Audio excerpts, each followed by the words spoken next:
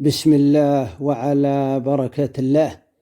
كلمة الشال والشيال معناها قماش مثل الشماغ لونها أبيض يلبسونها الرجال، وتطلق كذلك على الشماغ والغترة. ويقول شاعر: يحيف يا لباس الجوخ والشال قامت تفرسهم عيال البساسة. الجوخ يلبسونها الرجال مثل الكوت لكمال هيدين أي كم، وتكون أطرافه الأمامية منقشة وتصنع من صوف الغنم.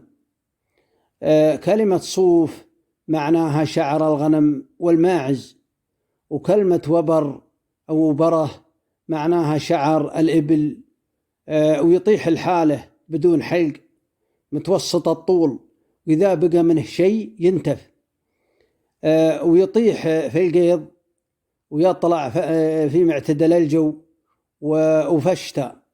وكذلك جاني سؤال وكرر علي عن اللي يقول: لومي على اللي يلبسون السراويل معفته ورقابهن يوم طاحي. ويقول السائل: السراويل كلن يلبسهن كبير وصغير.